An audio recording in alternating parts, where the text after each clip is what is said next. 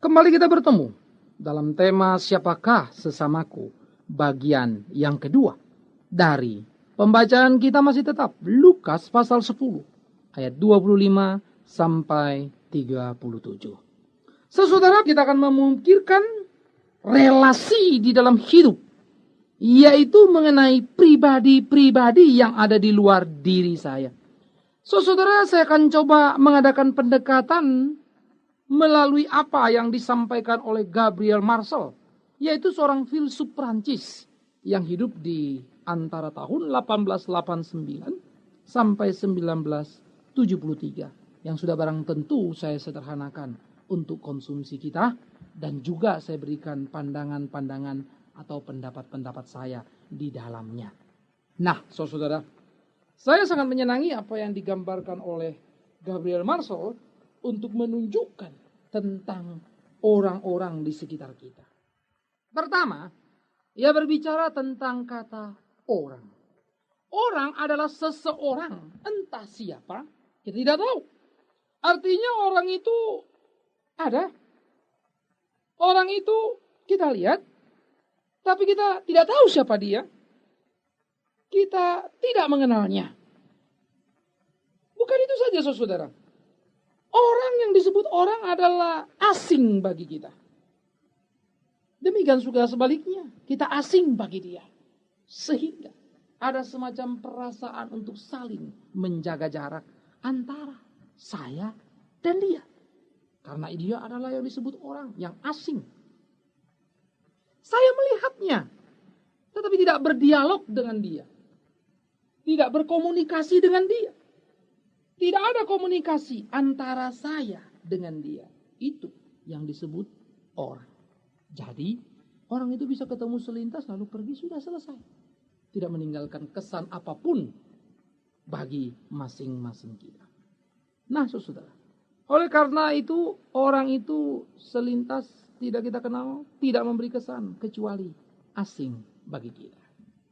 Yang kedua, saudara, Gabriel Marcel coba menggambarkan apa yang disebut sebagai mereka.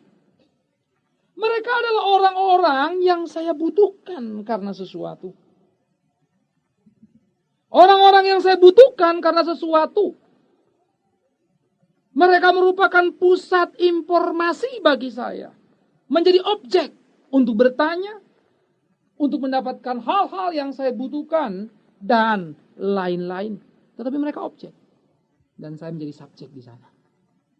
Saya berkomunikasi dengan mereka, tetapi tidak memberikan kesan. Saya kontak dengan mereka dalam bahasa, tetapi tetap merasa asing karena terpisah. Tidak mempunyai kesan yang panjang, tidak mempunyai relasi yang jelas. Itulah mereka.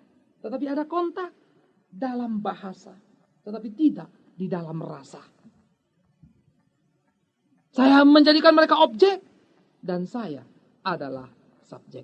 Memang dia yang disebut mereka itu lebih dari sekedar apa yang kita sebut orang tadi. Namun kelebihan itu hanya dalam komunikasi, bahasa, bukan dalam kesan dan rasa.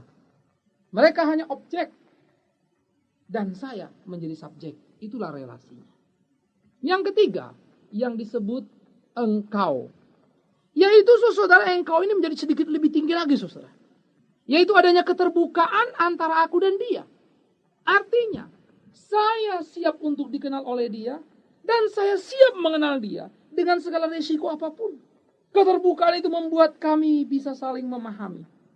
Yang kedua, engkau berarti ada komunikasi dua arah, yang menjadikan hubungan saya dan dia menjadi hubungan yang disebut kita. Karena kita itu adalah saya dan engkau di dalam posisi yang sama. Untuk sama-sama mengambil satu posisi, satu sikap yang jelas. Engkau dan aku sama-sama menikmati, sama-sama merasakan, sama-sama masuk di dalam pembicaraan di mana kita berdua terlibat, dan di sanalah tercipta relasi sebagai sesama subjek. Jadi, saya subjek, engkau subjek. Engkau bukan objek. Objek adalah saya dan mereka. Tapi engkau lain. Nah, oleh karena itu, saudara, engkau menjadi pribadi yang dapat menjadi bagian hidupku. Nah, menarik sekali apa yang dijelaskan oleh Gabriel Marshall untuk memisahkan dan coba menilai atau memilah-milah apa yang disebutnya sebagai orang, mereka, dan engkau. Nah, di dalam hidup kita menemukan relasi-relasi seperti ini, bukan? Saudara berpapasan dengan orang setiap kali di jalan. Saudara tidak mengenal dia, tidak tahu aktivitas dia. Tapi saudara melihat dia. Ada faktanya. Berlalu lalang ketika kita di jalan, di dalam bus atau dimanapun. Mungkin duduk sama-sama, tetapi tidak saling mengenal. Asing, bahkan mungkin saling mencurigai. Itulah disebut orang. Itu relasi tahap pertama tadi. Yang paling kasar dari relasi hidup manusia. Saling lalu saja. Mereka menjadi satu relasi yang sedikit ada kontak basa-basi manusia. Saya bertanya, atau dia bertanya. Tetapi pada waktu bertanya, maka diperankan saya menjadi subjek, maka yang saya tanya itu objek. Di mana alamat ini? Bagaimana ini? Apakah tahu ini? Apakah itu? Terima kasih. Lalu saya pergi, saudara. Saya tidak peduli dengan apa yang dialami oleh dia, yang dirasakan oleh dia. Bagi saya adalah bahwa saya peduli, saya sudah mendapatkan informasi itu. Saya sudah mendapatkan apa yang saya butuhkan. Tapi saya tidak akan terbuka dan berbuka hati dengan dia, bukan? Tetapi ketika engkau, dia menjadi sesuatu yang indah. Di sanalah ada keterbukaan, siap untuk saling mengenal. Di sanalah ada keterbukaan, siap menciptakan komunikasi. Sehingga menjadi satu community kita. Di sanalah tercipta relasi selaras antara subjek dengan subjek, bukan subjek dengan objek. Nah, aku dan engkau. Seharusnya inilah menjadi hubungan penting di dalam kehidupan orang-orang percaya. Kita seringkali menjadi orang-orang yang masuk ke gereja, tetapi di dalam gereja yang berlaku adalah aku dan orang. Orang-orang di sekitarku adalah orang-orang yang aku lihat, aku pandang. Tapi lalu lalang saja, ia tetap asing bagiku. Walaupun mungkin setiap minggu dia ada di sana dan aku ada di sana. Mungkin duduk di tempat yang sama, saudara. Dia keluar, aku keluar. Dia menyanyi, aku menyanyi. Tapi dia asing bagiku. Kami tidak pernah berkomunikasi. Betapa tragisnya suasana seperti ini.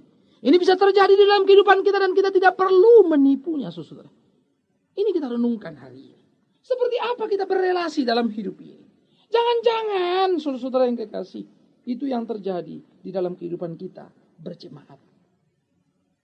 Orang-orang di sekitar kita adalah orang-orang yang tidak kita pedulikan. Mereka adalah orang-orang yang menjadi orang saja. Yang kedua, saudara, mungkin sedikit lebih baik. Karena berbagai tatanan, berbagai pola yang diciptakan dalam gereja, maka orang salam-salaman, say hello.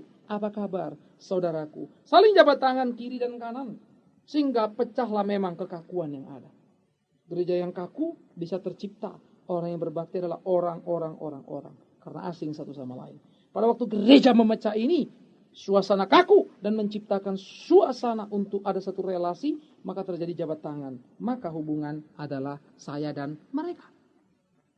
Orang-orang itu saya butuhkan untuk mengungkapkan rasa kasih saya. Selamat siang, selamat pagi. Saya puas pada waktu bisa mengucapkan selamat siang. Karena saya bisa mengekspresikan kasih saya. Bodoh amat. Dia bisa menikmati itu apa tidak. Iya kan saudara? Saya puas karena saya kebetulan adalah orang yang mempunyai jabatan, seorang yang mempunyai harta. Mau mengucapkan selamat pagi kepada seorang yang kebetulan miskin. Untuk mengekspresikan kasih saya. Bodoh amat orang itu merasakannya atau tidak. Di sana terjadi komunikasi dalam bahasa. Tetapi tidak di dalam rasa. Batin tidak terjadi kontak. Batin tidak ada komunikasinya. Saudara yang kekasih, di sini merupakan satu kegagalan lagi. Gereja mungkin saja terjebak dan sudah merasa melakukan itu. Padahal relasi yang terjadi adalah saya dan mereka. Dan saya pikir kita mesti jujur, saudara.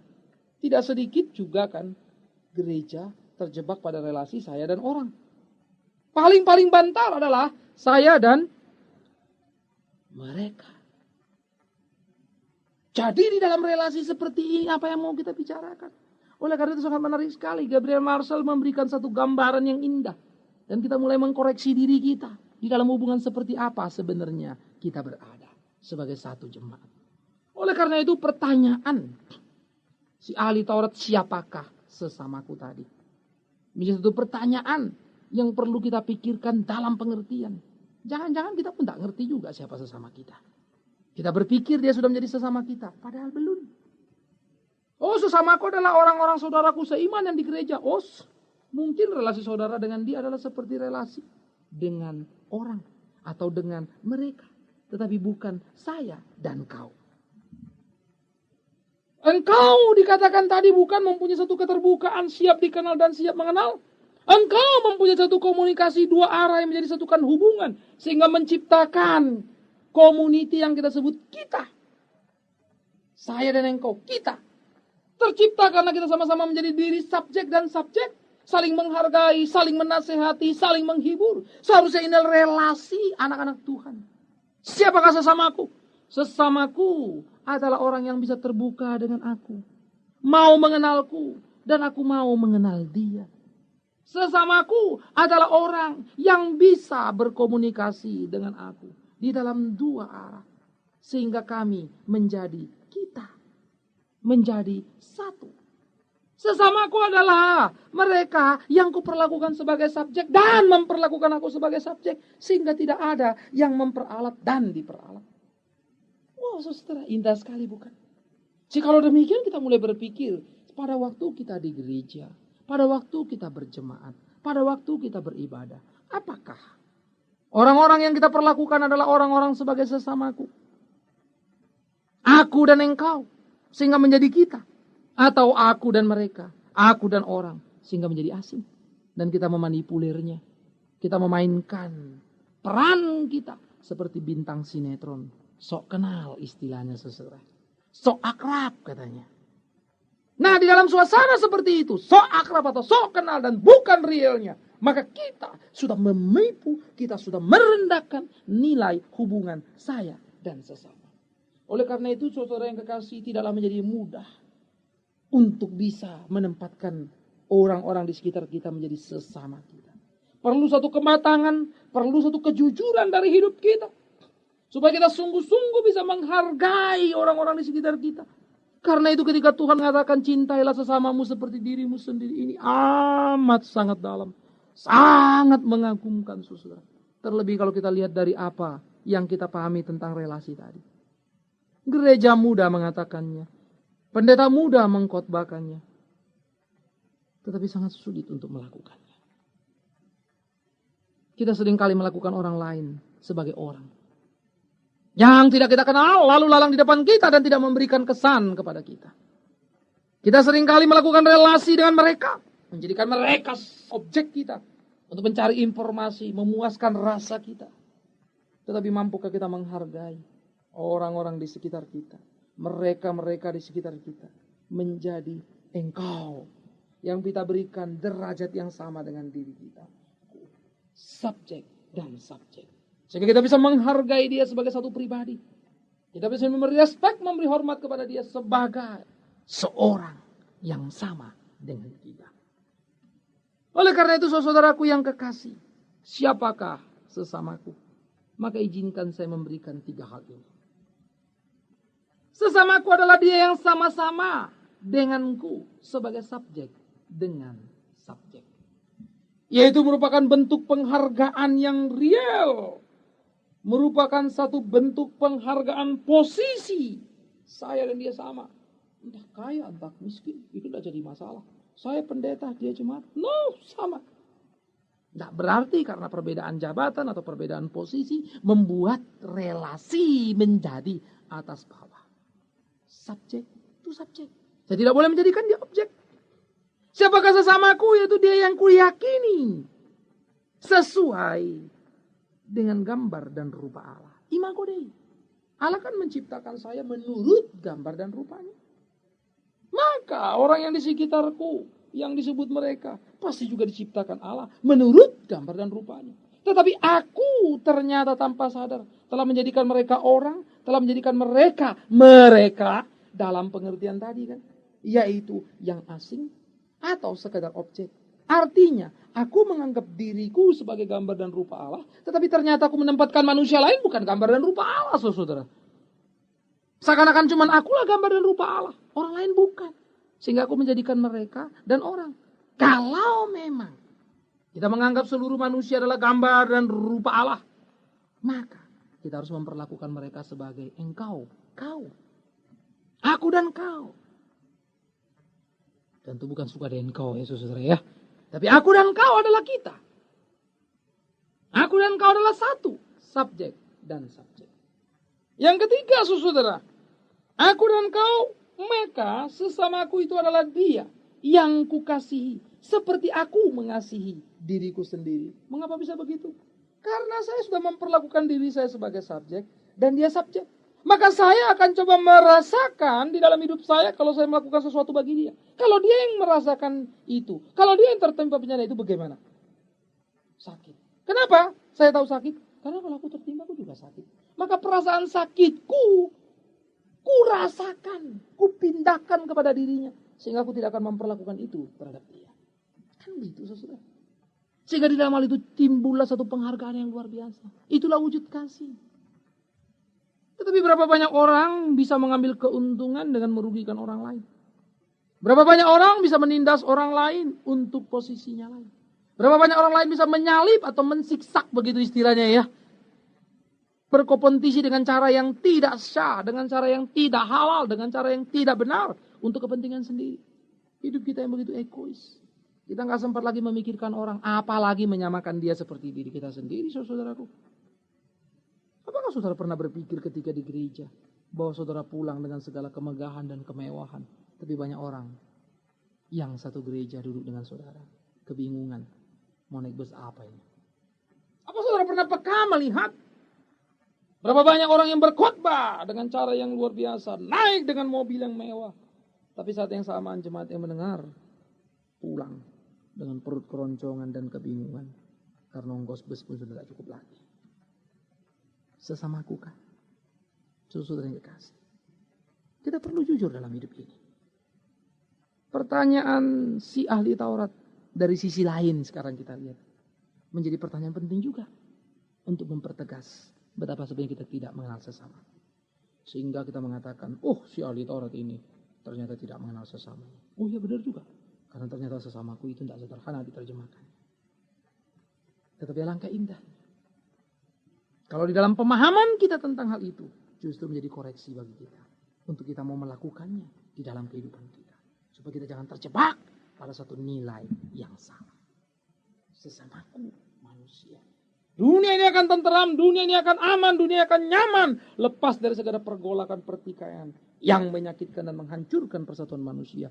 Kalau manusia bisa menghargai manusia yang lain sebagai sesamanya. Dan kekristenan telah memberikan sumbangsi kiranya setiap orang-orang Kristen yang punya anugerah, yang punya berkat, yang punya warisan firman Allah yang mengatakan kasihilah sesama manusia seperti dirimu sendiri. Bisa mewujud nyatakannya di dunia ini, khususnya kita yang ada di Indonesia, di bumi Indonesia ini. Sehingga di tengah-tengah kerusuhan, kekacauan yang ada, kita bisa memproklamirkan, menunjukkan hal itu. Bangsa ini mempunyai cita-cita yang luhur, yang baik sekali. Pancasila mengatakan sila terakhir adalah apa? Keadilan yang merata bagi seluruh rakyat Indonesia. Indah bukan? Ada kemakmuran pasti di sana. Keadilan itu bukan sekedar berarti semuanya sama kaya. Tidak, saudara. Tetapi bagaimana semua sama bisa merasakan harganya. Berada pada tempat yang semestinya. Tidak ada yang ditindas. Tidak ada yang terlalu diangkat tinggi. Semua sama. Ada di sana sesuai dengan karunia Tuhan. Kan orang tidak bisa sama pinter ya. Pasti ada pinter, ada bodoh. Tapi yang bodoh tidak dibodoh-bodohin. Dan yang pinter tidak bodoh-bodohin. Atau yang pinter gak dimaki-maki. Dan yang bodoh diagung-agungkan dan seterusnya. Tapi biarlah mereka pada posisi masing-masing. Sehingga yang bodoh mungkin cuma bisa mengumpulkan 10 rupiah. Yang kaya 20 rupiah. Tetapi yang 20 rupiah bukan karena menipu yang bodoh. Dan yang bodoh kalau punya pun 10 rupiah tidak mencuri dari yang pinter. Itu penting saudara. Itu keadilan. Nah bagaimana di gereja? Apakah sila kelima itu sudah ada di dalam gereja? Keadilan yang merata bagi seluruh jemaat.